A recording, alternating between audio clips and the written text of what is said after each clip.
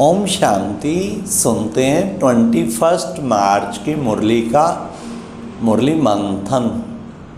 आज की मुरली में बाबा ने कहा, मैं दाता हूँ, मुझे तुम क्या देंगे, मुझे कोई चीज़ की ज़रूरत नहीं है। ये तो मैं तुम्हारा भाग्य बनाने के लिए तुम्हें कहता हूँ कि तुम अपना सफल कर लो। किनकी दबी रहेगी धूल में, किनकी आग जलाए, किनकी चोर लूट ले गए, किनकी राजा खाए, सफली होगी उनकी जो करे बाबा के नाम। इसलिए मैं तुम्हें कहता हूँ कि शिव बाबा के अर्थ सफल कर लो तो सफलता मिलेगी उससे तुम्हें। इसलिए बाबा ने कितने प्यार से हम बच्चों को कहा, अच्छा बच्चे तुम सेवा में लगाना ही अगर धन, तो बच्चे तुम कॉलेज कम यूनिवर्सिटी ये बाबा के सेंटर खोलो, कितना बड़ा भाग्य बनेगा। ये खोलते जाओ, बाबा की सेवा का पैगाम सबको पहुंचाओ। बाबा ने कहा सेवा करते करते आखिरी तुम्हारा प्रभाव बहुत निकलेगा। आज बाबा ने ये भी कहा कि तुम पवित्र बनेंगे तभी इस ज्ञान की धारणा कर पाएंगे।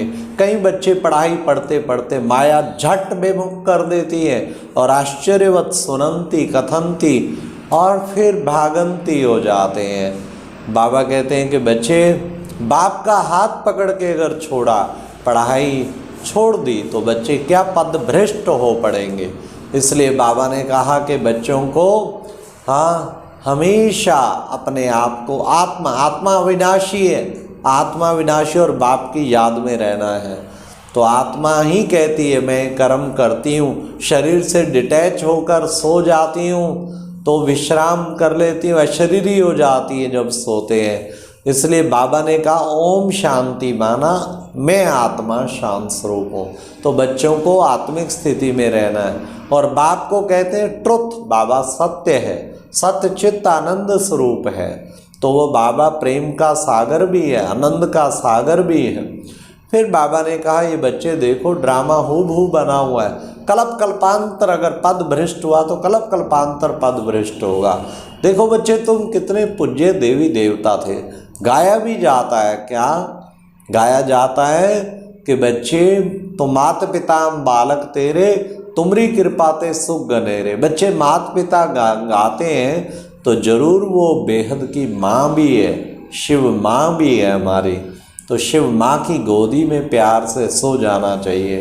फिर बाबा ने कहा देखो बच्चे सुख घनेरे कभी दिए थे ना, सुख धाम में दिया था, सतयुगी दुनिया बनाई थी।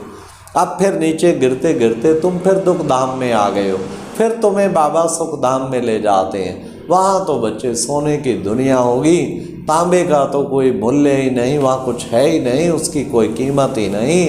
अब तो तांबे के भी सिक्के नहीं रहे हैं। देखो बच्चे कहाँ डबल सिर ताज, फिर सिंगल ताज वाले, फिर राजाएं, फिर राजाओं से बच्चे फिर अंग्रेजों ने राज ले लिया, फिर उसके बाद अब प्रजातंत्र, प्रजा का प्रजा पर राज है।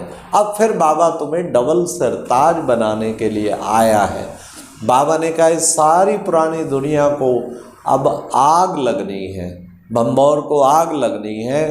तो इसलिए बच्चे क़यामत का समय है, इसलिए बच्चे तुम्हें निरंतर अपने पुरुषार्थ में और पढ़ाई में गफलत नहीं करनी, खूब पुरुषार्थ करना है, बाप को दिल से याद करना है। योग के द्वारा ही तुम विक्रम विनाश करेंगे। अगर पूरे विक्रम विनाश ना हुए तो बच्चे सजा खानी पड़ेगी। फिर प्यारे बाबा ने कहा कि देखो बच्चे तुम हो होली हंस। हंस क्या करते, वो कुछ हंस होते तैरने वाले और कुछ हंस होते उड़ने वाले भी होते। तो बच्चे तुम तैरने वाले और उड़ने वाले ऐसे होली हंस भाव। तो तैरेंगे कैसे, जब तुम विचार सागर मंथन करते, ज्ञान का मंथन करते तो जैसे तुम तैरते हो। और जब योग की ऊंची स्थिति में टिक जाते हो तो बच्चे वो जैसे कि तुम उस वक्त ऊंची स्थिति में टिके हो तो जैसे कि उड़ रहे हो। फिर बाबा ने कहा देखो बच्चे मणि बनकर बाप के मस्तक में चमकना, इसको ही मस्तक मणि कहते हैं। तो सारा दिन अभ्यास करें, हम मस्तक मणि बनकर रहेंगे। खुद के मस्तक में भी चमकता हुआ अपने को मणि समझो औरों को भी मस्तक में मणि के रूप में देखो, और मणि मणि को देखेगी तो कितनी सुंदर, रूह को देखती है तो राहत मिलती है, फिर हमें राहत मिलेगी।